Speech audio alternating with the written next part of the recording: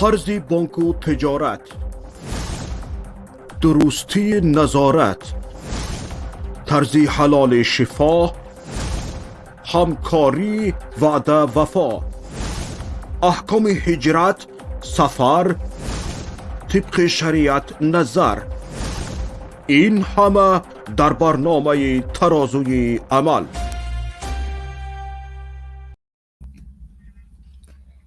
به نام الله بخشنده مهربان. السلام علیکم و رحمت الله و برکاته. عزیزانی که با ما در برنامه همراهی میکنید و عزیزان دیگری که بعد از این برنامه مویان را میشنوید. امروز با هم درباره احکام نکاح و طلاق به خاطر حجتگیری صحبت میکنیم. چطوری که میدانید یگانه تاجیکستان نه بلکه شاید نصف مردم کره زمین میخواهند حجت کشور دیگر یا اینکه شناسنامه کشور دیگر را داشته باشند. به خاطر پاسپورت به اصطلاح روسی به کدام کارهای مردم الان دست نزده ایستادند. البته که بعضی از آنها خلاف شرع است، بعضی دیگر حق و حلال آنها می باشد. علل خصوص تقریبا در تمام کشورهای دنیا به جز بعضی از کشورهای محدود آسانترین راه حجتگیری این نکاح کردن با شهروندی همان کشور می باشد. در ترکیه هم هست، در روسیه هم هست، در اوکراین هم هست، در اروپا هم هست. حتی در بعضی از کشورها مثل بلغارستان یا اینکه برزیل، اگر شما با خانمی آن کشور ازدواج کردید و یا یگان زن با یکی از مردهای آن کشور ازدواج کرد، حتمی نیست که در آنجا زندگی کند. کافی است که 1 سال با شهروندی همان کشور شما نکاح کرده باشید، بعد از 1 سال الکی به شما حجتی همان کشور را میدن. تقریبا آسانترین راهی به حجت سزاوار شدن چی به خودی پاسپورت باشد یا اینکه برای اقامتی دراز مدت باشد، مدت 3 سال و یا 5 سال، با راه نکاح خیلی زیاد از مهاجران به دست می آورند حجت های درکاری را. برای همین بیایید ببینیم که آیا همین نکاح هایی که به خاطر حجت می کنند که الکی می دانیم که خیلی زیاده از برادران تاجیک ما هم در روسیه هم حجتشان به خاطر زن روس است، یا اینکه حتی به خاطر حجت گرفتن با یک خواهری که خودش حجت‌های روسی دارد یا شهروندی روسیه رو دارد ازدواج کردند و در قلبشان اساس مقصد ازدواج کردن با اونه و صاحب حجت گرفتن است. برای همین به این مسئله شریعت چی نگاه دارد و آیا این نکاح ها اساس دارند و اگر رفت و با همین راه انسان پول کار کرد چطور می شود؟ برای آنکه همین به نزدیکی بود بعضی از خواهرها از بعضی از کشورها پرسیدند که به ما بعضی از برادران میگویند که فقط شما با ما عقد نکاح بندید، ما با شما یک مبلغ زیادی رو میدهیم، بعد از اینکه از روی حجت شما ما حجت گرفتیم دیگر بین هم کاغذ طلاقنامه رو مهیا میسازیم. یعنی فقط به خاطر حجت گرفتن یک مدت من با شما میخواهم ازدواج کنم، اون هم ازدواج در صورت یعنی شکلی نه در خود شرعی، فقط به خاطر حجت گرفتن و اون هم به عوض بعضی از مبلغ. یعنی از یک طرف دیده می شود که در حقیقت خیلی زیاد مهاجران عذاب حجتگیری و حجت تقدیم کردن را می کشند و می خواهند به هر راه از این مشکلی ها آزاد شوند. اما از راه دیگر هم هست که خود نکاح و طلاق یکی از مسئله های جدی ترین در شریعت هست که متاسفانه پول کار کردن با نام نکاح و طلاق یا اینکه به خاطر حجت یک نفر را به خود همسر گرفتن و این چیزها را شریعت خیلی دقیق و با نظر خطر نگاه میکند. و اگر به خودی اول شده نکاح کردن به خاطر حجت نگاه کنیم، در بسیاری از کشورها علل خصوص مردم فارس زبان از افغانستان باشد، ایران باشد، در تاجیکستان هم شروع شده است و در خیلی از کشورها وقتی به امریکا می روند و یا اروپا می روند یک زنی را پیدا می کنند و می گویند من با تو ازدواج می کنم و یا اینکه هر وقتی که مدتی 1 سال اقامتی من تمام می شود تو با من به خودی همان اداره هجرت میروی و در آنجا تصدیق میکنی که تو همسر من هستی و به عوض این من به تو مبلغ معینی رو میدهم.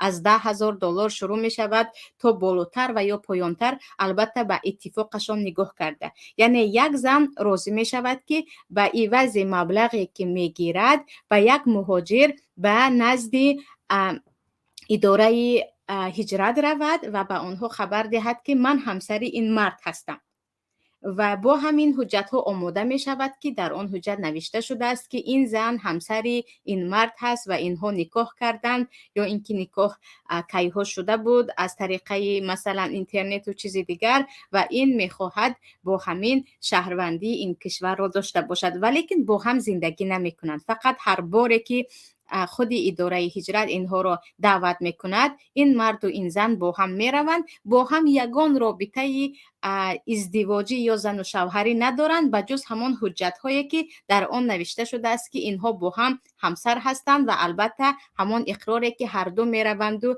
در نزد حکومت خبر میدهند. اما راه دیگرش هم هست که بعضی از کشورها به این مسئله جدی نگاه میکنند و اگر یک زن و یک مرد گفتن ما با هم ازدواج کرده ایم یا زن و شوهر هستیم، در بعضی از مدت ها در وقت ناگهانی غافلگیرانه اعضای اداره هجرت به خانه می آید و می پرسد که تو شوهر فلانی باشی، همسرت کنی، آیا هر دوی اینها در یک خانه زندگی دارند یا ندارند، از پای اینها می شوند.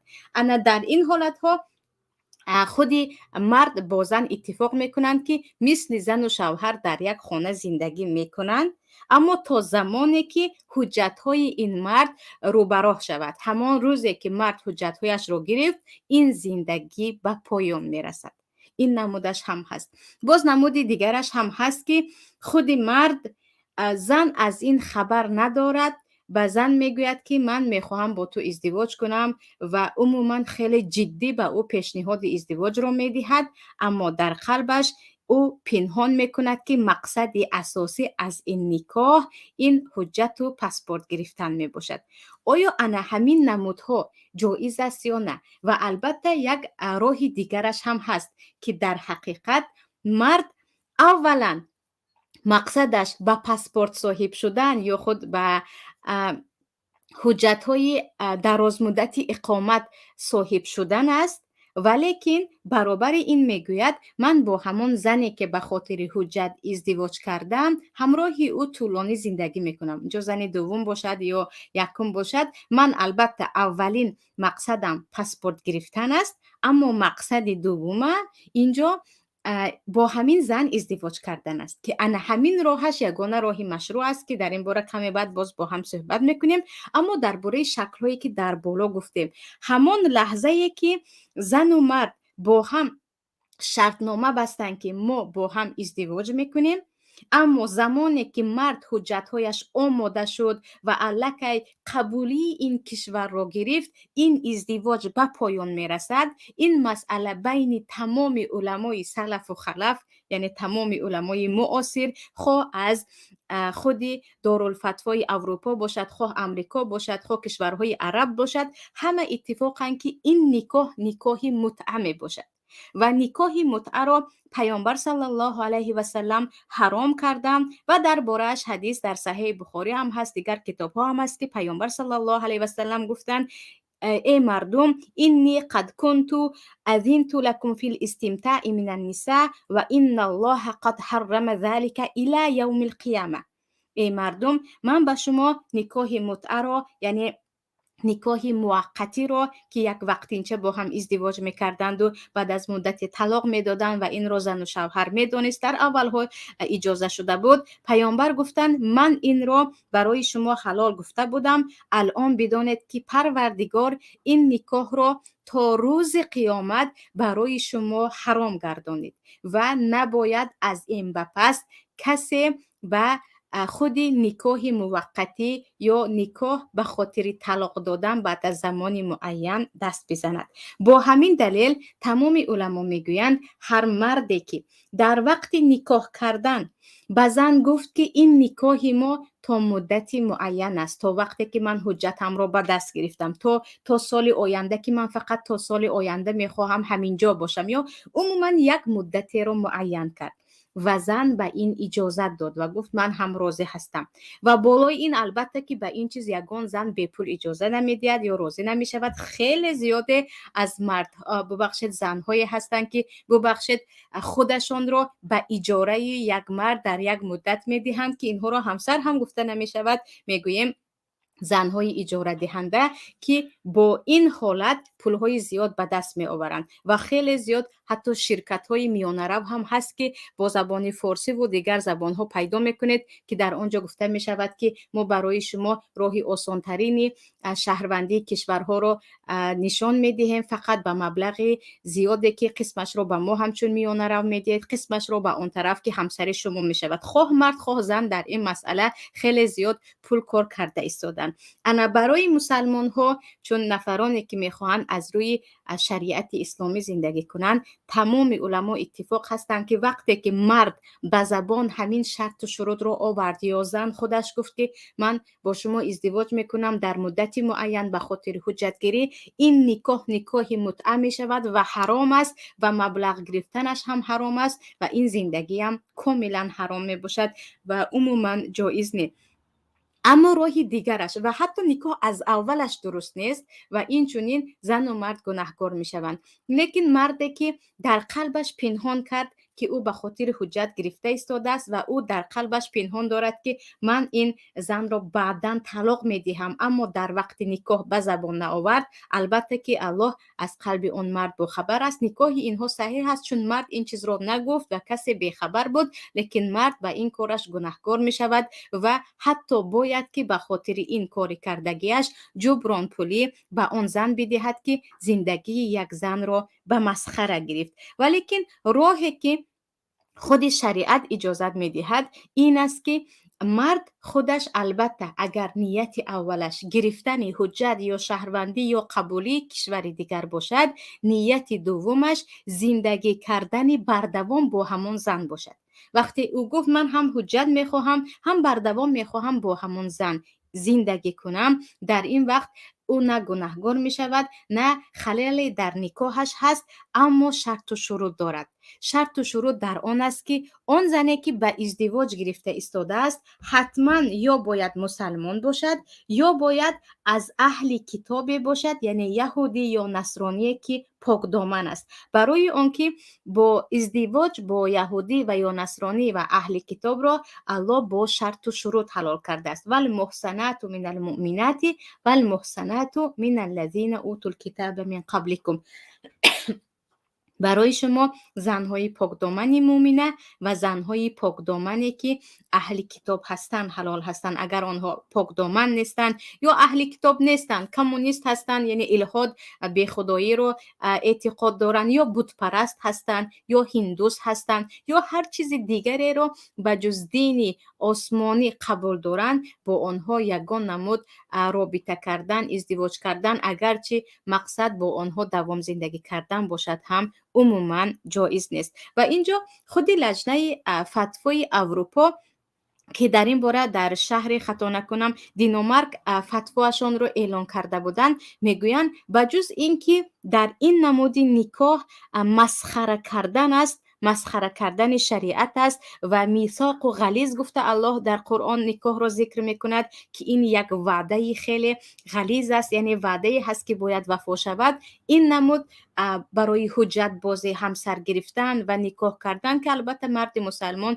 نکاحش رو اعلان میکند، این بازی کردن است. چیزی دیگر این است که مقصد از حلال کردن نکاح در شریعت و دو نامحرم را با هم پیوست کرده یک عائله بنا کردن، این دوام است. یعنی وقتی که الله نکاح را حلال کرد، بر دوام زندگی کردن مقصد از آن است، نه اینکه یک مدت معین یک نفر را گرفتید بعد از آن را طلاق دادید و اینجا نامش نکاح اما مقصد اساسی که حجت هست، این یک مسخره بازی است با شریعت و از چیزی دیگر خلاف تمام قانون ها هست. وقتی مسلمان به یک کشور سفر میکند، البته او عهد و پیمان میکند که به تا حد توان البته به قانون آن کشور او سر فرود می آورد، مادامی که آن قانون ها ضد شریعتش نیست. ولیکن این نفر در آنجا خلاف قانون هم میکند، دروغ هم میگوید و تمام حجت هایش را از روی دروغ در آنجا تیار میکند. و چیزی دیگر خیلی زیاده аз нафароне ҳастанд ки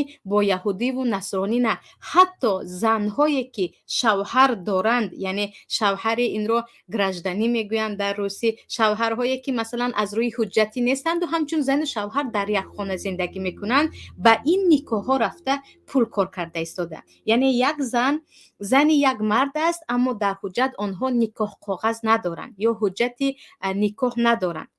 ақди никоҳи худи қонунӣ ки надоранд, модоме ки он зан бо як мард ҳамчун зану шавҳар зиндагӣ мекунад, боз худашро аз рӯи ҳуҷҷат ба никоҳи як марди дигар ва мутаассифона ба як марди мусалмон дохил мекунад, ки он марди мусалмон ба хотири ҳуҷҷат ба ӯ як маблағи зиёдеро додааст, ки бо ман муддате ҳамчун зану шавҳар мемонӣ, ки ин ҷо он зан агар аз ҳамон шавҳари бо ӯ ҳамзисташ таваллуд кунад ҳам, он кӯдакро дар баъзе аз қонунҳо маҷбураш мекунанд, ки ба номи ин падар бимонанд. Ва чизи дигар аз ҳама, шояд гуфтем, аз ҳама даҳшатовараш ин аст, ки баъзе аз занҳои мусалмон, ва ин дар тоҷикҳо хеле кам аст, аммо дар дигар кишварҳои мусалмоннишин ҳаст, ба хотири ҳуҷҷат мераванду худашонро бо ягон марди ғайри мусалмон ба сабти ном мемонанд, ки мо бо ҳам издивоҷ мекунем, ва аз ин барои худ иқомати дарозмуддат мегиранд ва иҷозаи ҳаққи зист мегиранд, ки албатта ин ҳам аввалан шуда барои як зани мусалмон умуман ҳаром аст, ки ба ҷуз мусалмон издивоҷ кунад, ва масъалаи иттифоқӣ ҳаст: вала тункиҳул мушрикин фала тарҷиъуҳунна илал куффар ла ҳунна ҳиллун лаҳум ва ла ҳум яҳиллуна лаҳунна. ин оятҳои қуръони карим аст, ки ҳаргиз зани мусалмонро ба марди кофир ба издивоҷ надиҳед. на марди кофир барои зани мусалмон ҳалол аст, на зани мусалмон барои марди кофир ҳалол аст. Валекин баъзе аз занҳо бо ин роҳ ҳам худро ба никоҳи як марди ғайри мусалмон медиҳанд ва мегӯянд: ман мехоҳам бо ин корам барои худ ҳуҷҷат бисозам, ва албатта ки мақсади ман дар ин ҷо бардавом зиндагӣ кардан нест. албатта ки никоҳ аз аввалаш ботил аст, аммо дар дохилаш якчанд гуноҳҳо бо ҳам пайваста шудааст, ки аввал шуда ягон валие вуҷуд надорад, дуввум шуда ин ҷо зан бе иҷозаи гуфтем валияш ва инчунин ба як марди ғайри мусалмон издивоҷ кард. боз ҳам мақсад аз издивоҷ кардан ҳуҷҷат гирифтан аст ва ҳаргиз ӯ зиндагии бардавомро намехоҳад. ана барои ҳамин тамоми уламои муосир иттифоқ ҳастанд, ки шумо бидонед, ки ба хотири ҳуҷҷат гирифтан ҳар нафаре ки ба никоҳи инро мегӯем мутъа ё ба як никоҳи муваққатӣ даст мезанад, ӯ гунаҳгор мешавад, ва инчунин ҳар пуле ки бо ин роҳ ба даст меоваранд, хоҳ миёнаравҳо, хоҳ ҳар кӯмакпулие ки гирифта мешавад, умуман ҳамаи ин худаш ҳаром мешавад.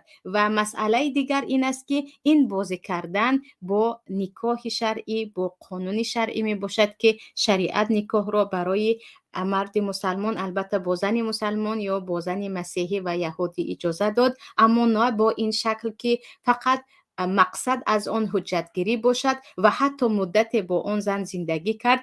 ва дар баъзе аз шуморишҳо мегӯянд, ки хеле зиёде аз мардҳои эронӣ фарзанд доранд аз занҳои амрикоие, ки дар ҳамон муҷарради 3 моҳу 4 моҳе, ки бо як зан ба хотири ҳуҷҷатгирӣ зиндагӣ карда буданд, ба дунё омад, ва он фарзанд алон байни ду роҳ аст: на мусалмон аст, на ғайри мусалмон аст, на шаҳрвандӣ мехоҳад бо падараш бошад, на бо модараш бошад. ва ин ҷо агар мабодое кӯдаке ҳам ба дунё омада монд, ӯ ҳам дар байн саргардон аст. аммо нафароне ки мегӯянд: дигар ҳеҷ роҳе надорам, агар ман ҳуҷҷат нагирифтам, маро ба Тоҷикистон мефиристонанд, ё ин ки ҳолате мешавад, ки маро мегиранду ба зиндон меандозанд ва ман шояд тамоми умрамро паси панҷараҳо гузаронам. чӣ гуне ки баъзе аз бародароне ки худашон дар Тоҷикистон мушкил болои онҳо баъзе аз яъне коғазҳои ҷиноятиву аз инҳо кардан маҷбур шуданду депорт хӯрданд ё ҳукми ихроҷашон баромад. дар ин ҷо мо чӣ кор кунем? албатта дар ин ҳолат ягона коре ки карда метавонанд, барои ҳуҷҷатгирӣ бошад ҳам, агар ягон занеро пайдо карданд, ки албатта мусалмон аст ё яҳудӣ ҳаст ё насронӣ, нияти дигарашон ин бошад, ки бо ин зан ман зиндагии бардавомро месозам. мақсади ман талоқ додан нест, ки агар мабодое пас аз чанд соле ё муддате در حقیقت کار به طلاق کشید، این انسان گناهکار نمی شود، زیرا که نیت او طلاق دادن نبود، اگر راه جز ازدواج نیست. اما به هر حال وقتی که دیدیم راه های دیگری هم هست، بهترش این است که انسان با نکاح و طلاق علل خصوص با یک نفر را به همسر گرفتن بازی نکند، برای اون که این چیز یک مسئله های عادی نیست. و مسئله دیگری که الان خیلی زیاد مهاجران با اون روبرو شده ایستادن، این مسئله های طلاق کاغذی هست، یا گفتیم طلاق صوری هم میگویند. طلاق هایی که مرد میگوید من فقط با طلاق کاغذ از همسرم جدا شدم، اما من او را طلاق ندادم و من نیتی من بر دوام زندگی کردن هست و هرگز نمیخواهم که از او جدا شوم. و سبب های این گونه طلاق ها هم زیاد است، یعنی خیلی زیاد از خواهرها هم وقتهای آخر میپرسن که در اینجا ما چیکار کنیم که شوهرم با طلاق کاغذ از من جدا شد. بعضی از علمای خود تاجیکستان میگوین یک طلاق افتید، بعضی از علما میگوین هیچ طلاقی نافتید. اینجا ما دیگر سرسان هستیم، اگر یک طلاق افتیده باشد آیا با هم به نکاح زندگی کردهمون درست است یا نه. ببخشید. و این مسئله هم یعنی مسئله با از زکس جدا شدن گفتیم یا عقد نکاح را فقط در همان حجت ها ویران کردن هم یک مسئله معاصر است. چگونه ای که نکاح به خاطر حجت عزیزان مانند به همین چیز در زمان پیامبر صلی الله علیه و سلم بود. آن هم نکاح های وقتینچه، یعنی متعه برای مدت معین نکاح میکردند که همون نکاح هایی که به خاطر حجت میکنند خیلی مانندی دارد. اما نکاح های به خاطر حجت بعضیشان تماما بین زن و مرد هیچ رابطه زن و شوهری نمی شود، فقط آنها با هم در ماه در هفته یک بار می روند و با هم امضا می کنند. اما همین طلاق و از زکس جدا کردن یا گفتیم شهادت نامه طلاق گرفتن زن که من از این مرد جدا شدم، لیکن در اصل نه نیت مرد طلاق است نه نیت زن طلاق است، یکی از مسئله های زمانوی هست که در این باره باید خیلی به قول علما هم دقت داد، چون علما هم در زمان حاضر چی علمای عربستان سعودی باشد، چی لجنه فتوای اروپا باشد و خودی لجنه فتوای مصر باشد، در این باره اختلاف نظر دارند. اول باید ببینیم که چرا مردم به جدا کردن طلاق کاغذ کوشش کرده ایستادن، یا اینکه چرا بعضی از مردها میروند و میگویند من باید زکسم رو از همسرم جدا کنم و در نزد قانون اینها هر دو از هم جدا هستند، این مرد زنش رو طلاق داده است گویان ثبت نام کنم. پیش از همه در خود داغستان یا چچنستان یا کشورهایی که در آنجا برای مادر تنها حکومت مبلغ زیادتر میدهد، خود عائله ها اگرچه مرد از زن دوم نداشته باشد هم یا اینکه عموما مقصدی جداشوی نداشته باشد هم میرود و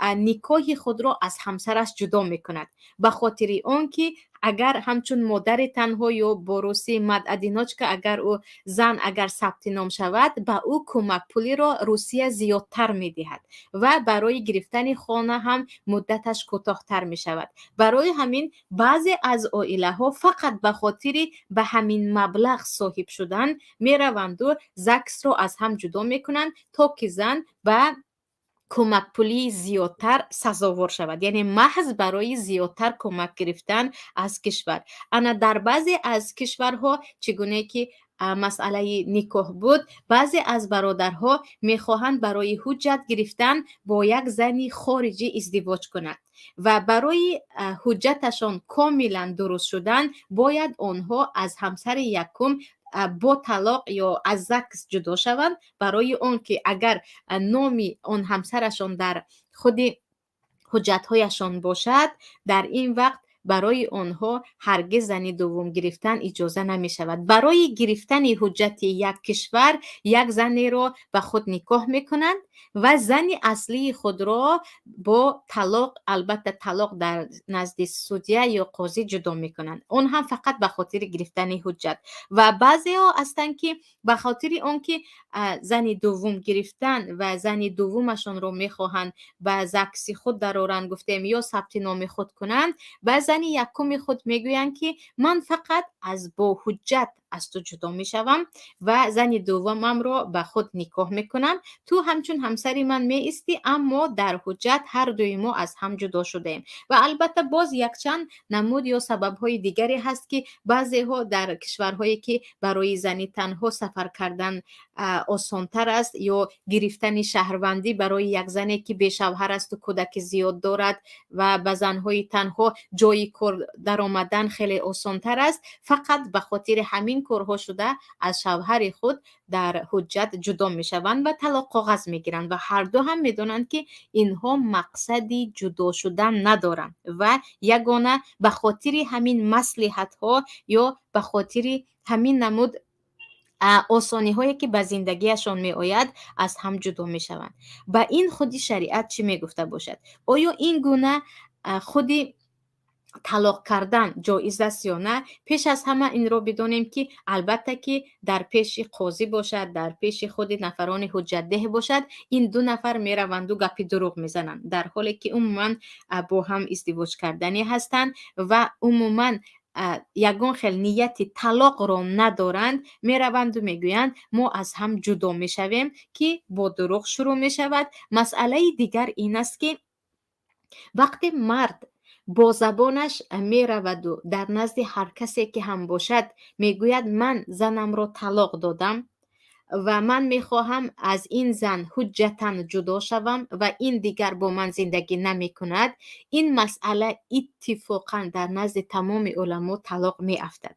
برای آنکه پیامبر صلی الله علیه و سلم می گویند سه چیز است که هزلهن شوخی آن هزلهن جد و جدهن جد، سه چیز است که در حدیث در ابو داود است، شما شوخی کرده گوید هم اون چیز همچون جدن هست و پیامد خود را دارد و اگر جدی گوید هم جدی هست، اون هم نکاح و طلاق و رجعه. وقتی که یگان نفر رو شوخی کرده من شما رو به ازدواج خود قبول کردم، گفتید اون هم من راضی هستم، گفت پدرش هم من راضی هستم، گفت الکی نکاح بسته شده است و الکی شما باید از پی توی شوید. وقتی یک نفر رو شوخی کرده همسر خود را طلاق را دادم یا به دیگرها من طلاق همسرم را دادم، گفتید شوخی باشد هم نیت نباشد هم شما الکی طلاقش را دادید. و در رجعه که اگر زن را یک طلاق یا دو طلاق داده باشید شوخی کرده باشد هم نه من با همسرم با زندگی رو شروع کردم، گفتید باز او برمیگردد به خودتان، دیگر شما به نکاح هم زندگی کرده میتوانید مادامی که 3 ماه یا 3 حیض سپری نشده باشد. برای همین هر مردی که همراهی همسرش به نزد قاضی باشد یا اینکه عموما به هر جایی که در آنجا حجت ها را درست میکنند اگر با دهانش رود و گوید که من این همسر خود را طلاق دادم، برای من طلاق کاغذ شما تیار کنید و ما دیگر با هم زن و شوهر نیستیم و آن کاغذ را یا حجت را طلاق کاغذ را امضا کرد، الکی بین اینها طلاق می افتد. اما خوشبختانه یک طلاق و در شریعت برای یک مرد 2 تا فرصت است، یک بار طلاق دهد و دویم بار. اگر سوم بار هم طلاق گفت دیگر هرگز برای اینها یک جا شدن جایز نیست، مگر اینکه زن یک بار دیگر به خواست خودش رو با انتخابش شوهر کند و آن شوهرش بمیرد یا پس از سالهای چیزی شود و از هم جدا شوند. انا در اینجا یک طلاق می افتد اگر مردی که خودش رفت و گفت من از این زنم جدا شدن میخواهم، این رو بنویسید و طلاق کاغذ رو تیار کنید من امضا میکنم، گفت اگر نیتش تماما طلاق نباشد هم گرفتن حجت باشد، گرفتن کمک پولی باشد یا قبول شدن با یگان کاری باشد که برای مجردها آسان است، اینجا طلاق می افتد و کسی در این مسئله خلاف ندارد. و این مسئله چگونه که گفتیم چون از مسئله های زمانوی هست، در این باره اصلا علمای معاصر گپ میزنند و علمای معاصر رو یک به یک برای نامبر کردن آسانترش این است که به سایت های فتوای عربستان سعودی که در ریاض همیشه بسته می شود و خود مصر که در قاهره هست و اساسا علمای ازهر هستند و لجنه فتوای علما در اروپا و امریکا در آمده دیدن ممکن می باشد. و چیزی دیگر مسئله ای که هست اینجا این که اگر مرد به زبانش تماما نه طلاق را نه جدا شدن را آورد، یگانه کاغذی که یا حجتی که در آنجا طلاق نامه نوشته شده بود یک بار خواند و امضا کرد، یعنی عموما من زنم را طلاق دادم نگفت، راست رفت و کاغذ را گرفت و هیچ چیزی نگفته امضا کرد، انا در این باره اکثریت علمای خود علمای معاصر میگویند طلاق نمی افتد مادامی که نیت ندارد، برای آنکه او نه طلاق را به زبان گرفت نه آنجا را خواند و من اقرار کردم گفت، فقط به خاطر حجت یک امضا ماند. برای همین اینجا همچون یک کنایه از طلاق هست و طلاق های کنایوی حتما باید نیت مرد وجود داشته باشد. یعنی وقتی مرد به زبان عموما طلاق را نآورده یک حجت را امضا کرد باقی ندارد. اما مسئله دیگری که مرد با دستش خودش می نویسد که من همسرم فلانی را در تاریخ فلان طلاق داده ایستادم و او دیگر به من همسر نیست و من از شما قاضی مثلا تقاضا میکنم که طلاق نامه ما رو خودتان دیگر تمام کنید یا اینکه به ما حکم طلاق را صادر کنید. این مسئله هم چون خودش یک به یک نام همسرش رو گرفت و نوشت و اقرار کرد، این مسئله هم اتفاقی است که طلاق می افتد، برای آنکه وی گفته و نوشته کتبا نویست و در اینجا طلاق صادر می شود. مگر اینکه بعضی از علما میگویند مادامی که نوشت و در دلش نبود باقی نیست، لیکن جمهور علما میگویند وقتی مرد به دستش نوشت، خواه برای حسد و شوخی بود خواه برای ترسانیدن بود، وقتی من همسرم فلانی رو طلاق دادم و طلاق مرا شما صادر کنید گفت، الکی طلاق می افتد. و این هم باز عزیزان بدانیم که وقتی گفتیم طلاق می افتد، این مقصد این نیست که دیگر اینها عموما از هم جدا می شوند. در شریعت اسلام خیلی که گفتیم پروردگار برای بنده هایش خودی فرصت طلاق را داده است و میگوید شما میتوانید الطلاق مرتان تا 2 بار طلاق دهید، فامساک بمعروف او تسریح باحسان، و هر وقتی که طلاق دادید بعد از طلاق دادن اگر پشیمان شدید 3 ماه نگذشته باز همسرتان را برگردانید و زندگیتان را دوام دهید، یا اینکه عموما کاردار نشوید اگر نمیخواهید با همین یک طلاق داده اتان عده زن گذرد که عده زنی که حیض میبیند تا 3 بار حیض دیدن است، زنی حامله تا تولد کردنش هست و زنهایی که حیض نمیبینند 3 ماهی کامل است. و وقتی که عده اش گذشت بعد از این یا خواستید با نکاح نو برمیگردانید یا خواستید او را دیگر از پیش نمیشوید و آن زن به کسی خواست ازدواج میکند، چون بعد از طلاق یکم را یا دوم را دادن اگر عده از بین گذرد که همون 3 ماه است یا 3 حیض است، دیگر زن کاملا آزاد می شود و شوهرش حق ندارد او را به زوری برگرداند مگر اینکه زن راضی شود، ولیش راضی شود و مهر جدید در اینجا باشد. برای همین اگر مردهایی که مجبور می شوند به خاطر حجتگیری که خیلی زیاد از مهاجران در همین حالت هستند و خیلی زیاد خواهرها میگویند خیلی سرسان موندیم که الان شوهرم خودش طلاق کاغذ رو تیار کرد، الان بعضی‌ها گفتن دیگه زندگی شما حرام است، با هم زندگی نکنید چون بین شما طلاق افتاده است. ولیکن به این اهمیت دهیم که وقتی یک طلاق می افتد که مرد اگر خودش با دستش نویست که من همسرم رو طلاق دادم و امضا کرد اینجا یک طلاق می افتد، بعد از یک طلاق زندگی ویران نمی شود. بعد از یک طلاق تا زمانی که اینها هیچ نیتی طلاق نداشتند اگرچه یک طلاق واقع شود هم مثل پیشتره همچون زن و شوهر زندگی را دوام می دهند. و ягон никоҳи нав ва дар мо ки бубахшед модда ҳаст ҳатман муллоро меоранду никоҳ мекунанд, ин гуна чизҳо вуҷуд надорад. Магар ин ки мард дар ҳақиқат талоқи занамро додам гӯяд, дар ин масъала ҷиддӣ бошад, бо ҳамсараш суҳбат накунад ва ҳамчун талоқ дода бо ӯ робита дошта бошад. Яъне гӯё ки занашро дар ҳақиқат талоқ дод, бо ӯ мисли бегона суҳбат кунад ва дар ин вақт агар 3 моҳ гузашт, дигар ҳатман бояд инҳо бо ҳам никоҳ кунанд. Аммо бародароне ки ҳуҷҷат тайёр карданду ман ҳамсарамро талоқ додам гӯё навиштанд ва онро ба худи масалан қозӣ, чӣ қозӣ дар кишвари Русия бошад, чӣ дар кишварҳои дигар ё худи дар Тоҷикистон аз тариқаи ваколатнома номи талоқро ба забон гирифтанд, дар ҳақиқат як талоқ меафтад байни инҳо ва инҳо лекин маънояш ин нест ки умуман бо ҳамин зиндагиашон ҳаром асту бо ҳам зиндагӣ карданашон ҷоиз нест. Барои он ки чӣ гуне ки гуфтем, дар шариат барои мардҳо ё умуман чун зиндагии зану шавҳарӣ чизи оддӣ нест, Аллоҳ мегӯяд ат-талақу марратан, барои шумо 2 фурсат аст дар талоқ додан. Яке гуфтед ё дуюм бор гуфтед, ҳоло ҳам метавонед зиндагӣ кунед. Аммо ана вақте ки 3-юм бор шумо талоқ додед, дар ин ҷо ҳаргиз бо ҳам зиндагӣ карда наметавонед, магар ин ки худи зан як бор издивоҷ кунаду аз он издивоҷаш он ҳам ба хотири ҳалолагине, ба хотири тақдир ё чизи дигар аз ҳам ҷудо шаванд. Пас ин ҷо метавон гуфт ки талоқҳое ки мардҳо мекунанд ба хотири ҳуҷҷат гирифтан метавонем ба 3 тақсим кунем.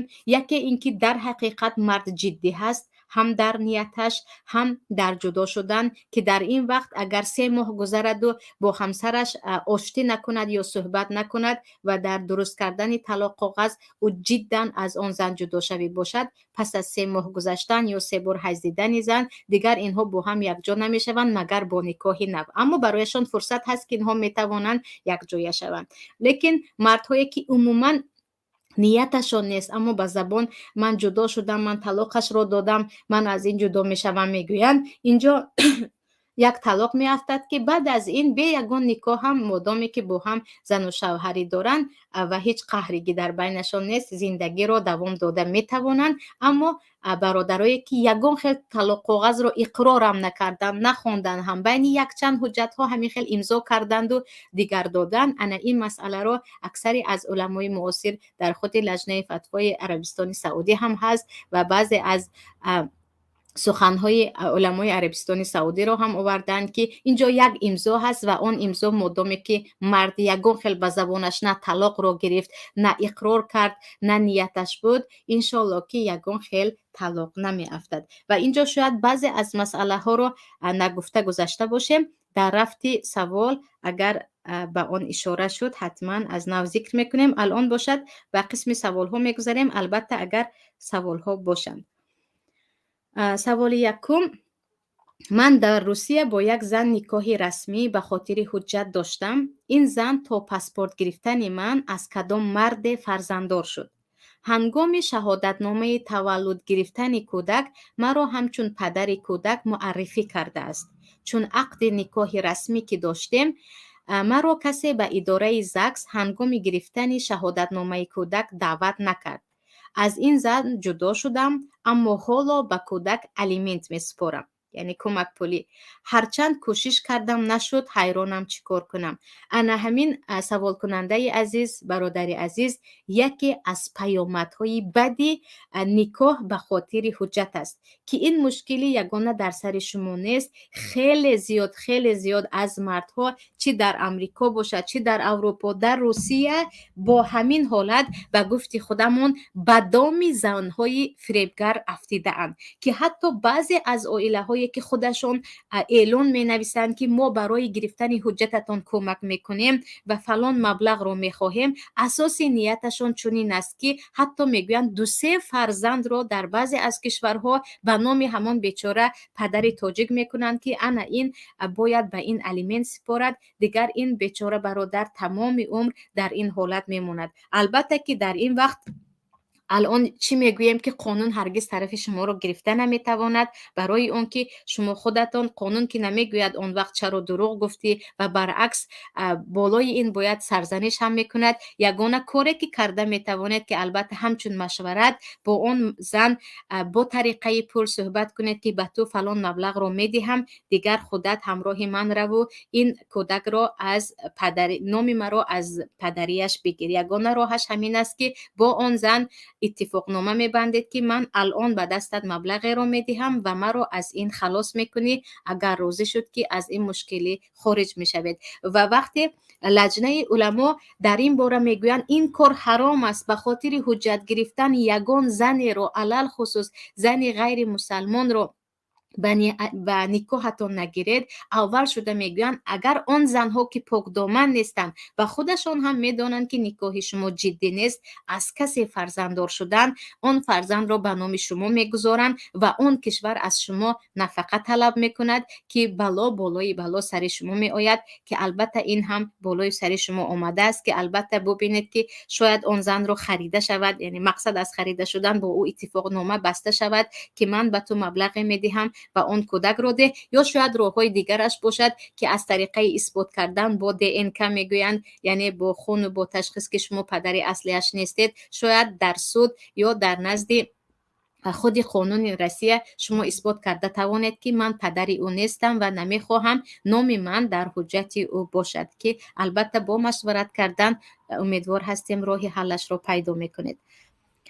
سوال دیگر، اپا جان وقتی زاکس یگان نکاح نیست، کسی نکاح نمی کند، هم زن می داند و هم مرد می داند که هر دویشان یک نمی شوند، اینها یکدیگر را تنها وقتی زاکس می بینند و گاه گاه وقتی حجت کنی، در کجا حجت یا کاغذ دلیل به نکاح شرعی می شود؟ البته که این را نکاح شرعی نمیگوییم، این را نکاح شرعی نمیگوییم. چگونه که گفته ایستاده که نه ولی وجود دارد در اینجا، نه شاهدان وجود دارد، نه زن و مرد جدا میخواهند با هم ازدواج کنند. این یگان نمود پیامد نکاح شرعی را ندارد، اما بازی کردن با نکاح است.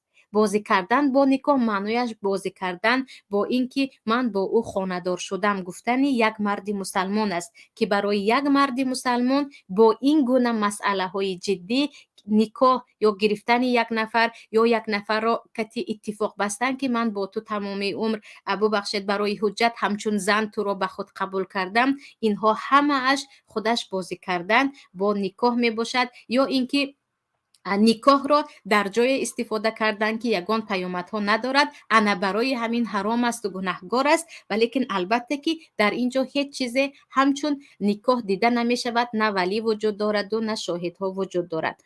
سوال دیگر، شما معلمه ازدواج و نکاح شرعی را با حجت زاکس آمیخته کرده ایستادید. ببینید هزاران نفری هستند که زاکس ندارند اما نکاح شرعی دارند.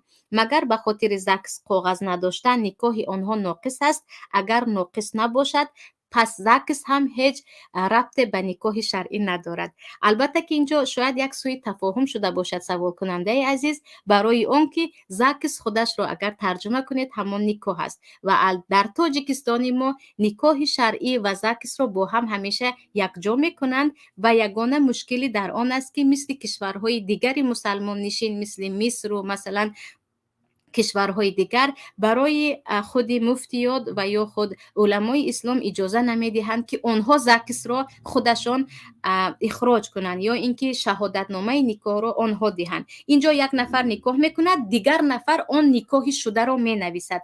در یک حجت نوشتن این که این نفر همسر این است و در همان جا که در اکثر کشورها پدر هم امضا میکند و شاهدها هم امضا میکنند، اگر پدر امضا نکند و دو شاهد امضا کند، این رو نگاه کنید که در مذهب امام ابو حنیفه رحمت الله علیه اگر در یک کاغذ زن من فلانی رو قبول کردم گوید، مرد من فلانی رو قبول کردم گوید، دو شاهد در همونجا امضا مانند که ما حضور داشتیم اینها همدیگری را قبول کردن، این همان نکاح شرعی می شود. نکاح شرعی این نیست که دوملا بیاید در آنجا خطبه خواند، در اینجا مهر رو معین کند. زن و مرد خودشون هم بعداً مهر رو معین کرده میتواند، حتمی نیست که مهر را در همانجا معین کند. همون زکسی که در تاجیکستان میشود، همون زکس در طبق مذهب امام ابو حنیفه رحمت الله علیه 100% نکاح شرعی است، برای آنکه در اینجا رضاگی زن و شوهر و دو شاهد وجود دارند و همون دو سه نفر دیگر هم دیگر جماعت میشوند و اعلان میشود.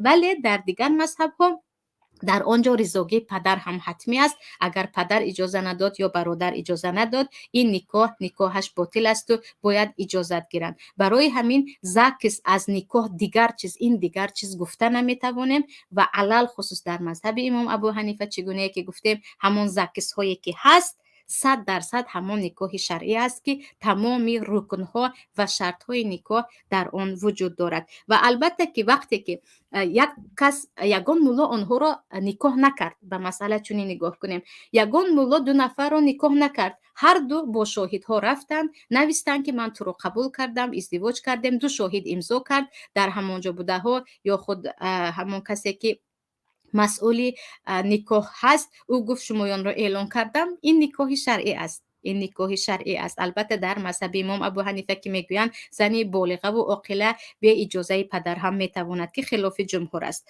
ولیکن این رو حتمی نیست که باز یک دامولای دیگر بیاید و در سر سفره نشیند و در آنجا خطبه خواند. خطبه خواندن خوب است، سنت است، بهتر است. نخواندن هم به نکاح ضرر نمیرساند. برعکس این عیناً همین خیل به یگان حجت و کاغذ دو نفر به نزد یک نفر رفتن، گفتیم اینجا مسئول کاغذی نکاح نیو دامولا نشسته است، شهادت داد دو نفر، پدر هم هست، زن و شوهر هم ما اجازه دادیم. گفت یا دختره گفت از نام من پدرم اجازه دهند وکیلشون کردم. نکاح هست که این رو نمیگیم که زکس دیگر چیز نکاح دیگر چیز. در اینجا هر دو این چیز رو از هم البته که نباید جدا کنید و جدا هم نیستن. سوال دیگر البته این رابطه دارد به مسلمان ها و اگر گفتیم به روس ها و مسیحیت مسئله تماما دیگر است. السلام علیکم معلمه، در حدیث آمده است که افضل الحلال عند الله الطلاق. امکان باشد استاذای مهربان این را شرح میدادید؟ ببخشید پیش از همه و علیکم السلام. افضل الحلال عند الله طلاق، چون این حدیث وجود ندارد. مسئله یعنی جدا در این باره اطمینانا میگویم که چنین حدیث وجود ندارد. اما حدیث در اینجا ابغض الحلال عند الله طلاق آمده است. بدترین حلال در نزد الله طلاق است، که در این باره در خود حدیث علما اختلاف دارند. بعضی ها حسن میگن، بعضی ها ضعیف میگن، لیکن اقبح الحلال گفتیم یعنی بدترین، ببخشید ابغض الحلال، بد دیده ترین، یعنی از حلال هایی که حلال است و الله بد میبیند طلاق است. و اون حدیث این حدیث نیست. اون حدیث رو من چنان شرحش همین است که حلال است، اما چون به خاطر طلاق عائله ها از هم پاش میخورند، فرزندها در کوچه میمونند و یک دو نفری که با وعده و با هم زندگی میکنیم گفتن و عهد و پیمان یکتا شده بودن از هم جدا میشوند، اگرچه حلال باشد هم این چیز در نزد الله پسندیده نیست، که اونجا خیلی که گفتم ابغض الحلال هست نه افضل الحلال. و اگر افضل الحلال گفتیم معنا هم خیلی بد میشود که درهای طلاق رو به همه اجازه میدیم که بهترین حلال است، شما طلاق رو استفاده کردن گیرید. سوال دیگر، آیا زکس جدا کنی طلاق واقع می شود یا نه؟ جواب تید اپا جان. در این باره من جواب دادم. در بالا شاید سوال شما کمی پیشتر آمده بود سوال کننده عزیز. من گفتم که در باره جدا کردن طلاق از طریق زکس این رو تقسیم میکنیم. اگر مرد با دهانش من همسرم رو طلاق میدهم به من حجت طلاق کاغذ ببخشید به من طلاق کاغذ بدهید گفت، در اینجا یک طلاق میافتد. مسئله اتفاقی است در بین علمای معاصر. اما مرد چیزی نگفته، فقط امضا کرد. در اینجا ان شاء الله که طلاق نمیافتد، چون نه به زبان آورد، نه نیتش هست، نه با دستانش نوشت، که این رو من تفصیلا در رفت برنامه گفتم. بعد از این من با یک زنک 50 ساله روس زکس دارم، نکاح مسلمانی ندارم. هر ماه 1 یا 2 بار هم تو با دستاویز رفته خبر میگیرم. در یک خانهش سر و لباس من می ایستد برای آن که تفتیش روند نشان دهند که واقعا همینجا زندگی میکنم. چون که فیکتیو نیبرا گفته حجت مرا میگراسیونی انیلو روت میکند. آیا همین کاری من خطا است از روی شریعت، یا گفتیم من که موضوع رو از خود شریعت برده ایستادم یا از احکام شریعت گفته ایستادم. البته که 100% کارتون خطا است. شما اگرچه گفتید اون مرد زن رو من هیچ نیتی به زنی گرفتنم نبود، لیکن خود نکاح اونجا وقتی که شما من او رو به زنی گرفتم گفتید او قبول کرد، الکی بعضی قدم ها به نکاح شد. چیزی دیگر به خاطر حجت یک نفر رو هم همچون زنی خود انتخاب کردید، هم دروغین لباس ها رو در آنجا موندید و این خودی همین حکایه یا گفتیم همین قصه که اینجا آوردید با دروغ هم آمیخته است، با یک چند معامله های شبهناک هم آمیخته شده است. اگر 50 ساله باشد هم من با او در حقیقت ازدواج میکنم و زندگیم رو دوام میدادم، گویان در حقیقت با او زندگی میکردید و در وقت نکاح او و خش و تبارش و این چیزها راضی بودن، مسئله دیگر بود. اما این خودش پا به دروغ این معامله برجا است و به خاطر دکومنت گرفتن یا حجت گرفتن یک چند دروغ ها با هم آمیخته است. مسئله دیگر نکاح هم هست که اینجا یک نفر رو زنی خود گویان اعلان کردگی هستید که از روی شریعت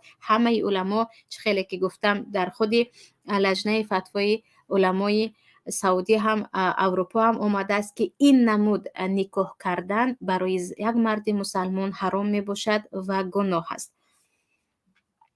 من با یک دختر برای دکومنت زکس کردم، بدتر نزدیک شده رفتیم، نکاح هم کردیم. من بیزنس داشتم، میدونستم که در دوشنبه چند خانه هم دارم.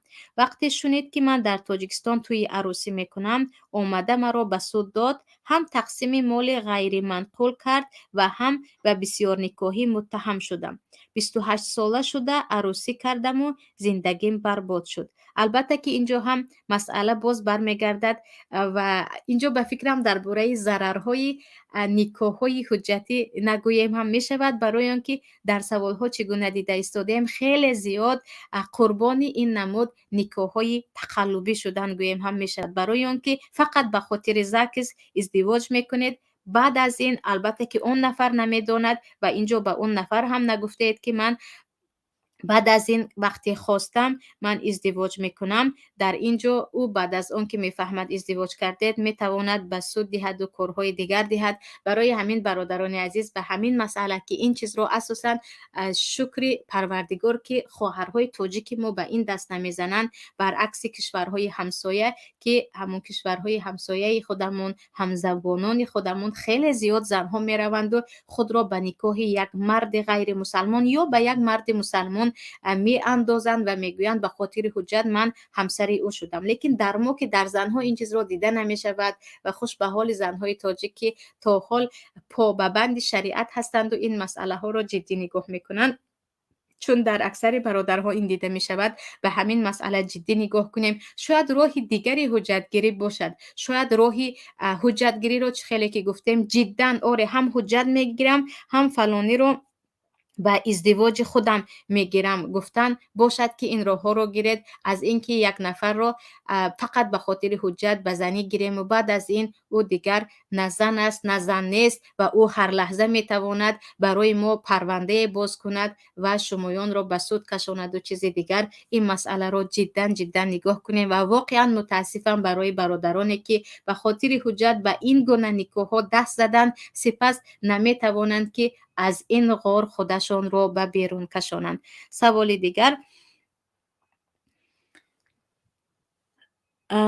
خطبه سنت است میگوید و باز میگوید در کار نیست. من نفهمیدم. سوال کننده عزیز، در کار نیست مقصد این است که از سنت اگر خود خطبه رو ما گفتیم سنت است، یعنی یک داملا بیاید و درباره نکاح، درباره مقدسات نکاح، درباره حقوق زن و شوهر بگوید اما همین رو نگوید، هم نکاح درست است، سنت هست و در کار نیست. شاید خطا فهمیده باشید. وقتی گفتیم این چیز بودنش در نکاح سنت است، اگر نباشد به نکاح ضرر نمیرساند. اما وقتی گفتیم از شرط های نکاح هست یا از فرض های نکاح هست، مثل ولی بودن در نزد جمهور، دو شاهد بودن در نزد مذهب امام ابو حنیفه رحمت الله علیه، اگر این نباشد نکاح ویران می شود، حتما باید باشد. اپاجان سوالی مرا خطا خواند. زنی روس میدانست که من در دوشنبه خانه دارم. آره، من درباره سوالتان خوندم و خلاصه هم گرفتم و مقصد اساسی رو هم فهمیدیم که اینجا در حقیقت اگرچه بعدا رابطه شما با آن زنی روس گفتیم یا اینکه با آن نفر جدی شد، ولی بعد از آن فهمیدید که آن زن طوری میخواهد که هرگز شما با کسی ازدواج نکنید، حتما با او همیشه باشید و بعد از این مشکلی ها زیاد شدن گرفت. اما اساسی مشکلی از آن سر زد که نکاح شما به خاطر زندگی دائمی نبود و به خاطر گرفتن حجت بود.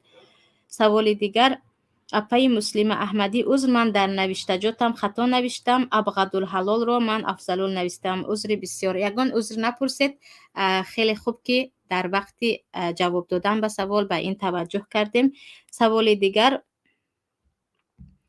و فکرم با همین سوال ها تمام شد. اگر یگان سوال از چشم غیب زده باشد آن را میبینیم. نه، بگمانم به همه سوال ها جواب دادیم. عزیزان، این بود برنامه امروزه ما درباره احکام نکاح و طلاق به خاطر حجت. مسئله خودی گرفتن طلاق به خاطر حجت را گفتیم که خواهر و برادرانی که یا خواهران عزیزی که شوهرشان به خاطر گرفتن حجت همسرشان را طلاق دادن، این چیز را اونقدر جدی نگیرید که دیگر هرگز ما زندگی کرده نمیتوانیم. برای اون که چگونه که گفتیم الطلاق مرتان هست. در شریعت فرصت است که اگر مرد یک بار زنش را طلاق دهد، او میتواند با او باز زندگی کند. لیکن مسئله نکاح مسئله هست که خیلی جدی هست. گاهی می شود که اگر آنجا شاهدها باشند، دو نفر رو همچون شاهد برید، زن رضاگی دهد، مرد رضاگی دهد، خودی در مذهب امام ابو حنیفه رحمت الله علیه الکی نکاح صحیح هست وقتی زن راضی است، مرد راضی هست، دو شاهد هست و قاضی گفتیم یا همون نفری که مسئول حجت سازی است و این چیز راضی است، ببخشید به این چیز شهادت میدهد. برای همین یک نکاح به خاطر حجت گویان به یک باطلاق یا به یک مغاره نداریم که بعد از این از آن خارج شدن خیلی مشکل باشد. بهترش راههای دیگری درست حجتگیری را ببینیم که با این نه خودمان به درد سر گرفتار شویم، نه یک نفر بعد از این بتواند که به ما پرونده جنایی باز کند یا ما را به گفته روزها شانتاژ کند و پولهای شما را از آن خود کند. و اینجا میگویند یک سوال دیگر موند، حاضر به بالا نگاه میکنم. آره، در سپکتاکل مولا یک دختر و یک بچه را نکاح کرد. بچه خست و گفت که شریعت بازی ندارد. تمام مردم شما شنیدید که دختر زنی من شد. سپکتاکل ویران شد. اکای دختر بچه را برآمده لطوکوب کرد. آیا درست است که همون نکاح سپکتاکل نکاح شرعی شود؟ و پیش از همه چه سپکتاکل باشد چه فیلم باشد، با نکاح بازی کردن عموما جایز نیست. این نمود. چیز دیگر، وقتی که زن راضی هست و خود مرد راضی هست و دو نفر شهادت دادن و جمعی زیاد بودن، در مذهب امام ابو حنیفه رحمت الله علیه این نکاح درست است. هوری علما مادامی که ولی در اینجا نیست، یعنی برادر عروس یا پدر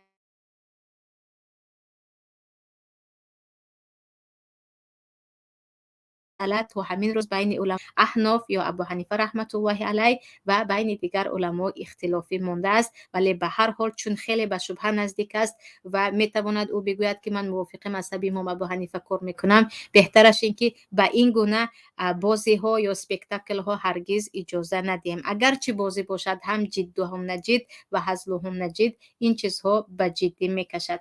و با همین عزیزان شمایان را به الله میسپارم به امید آن که همیشه حجت های همه شما و اینچنین مایان روبراه باشد و هرگز به خاطر حجت و به خاطر شهروندی و نکاح و طلاق و این گونه مسئله های مشکوک دست نزنید و همیشه موفق باشید و مسدد باشید. در پناه الله یگانه تا هفته دیگر در برنامه ها. الله یار و مددگارتان باشد. السلام علیکم و رحمت الله و برکاته.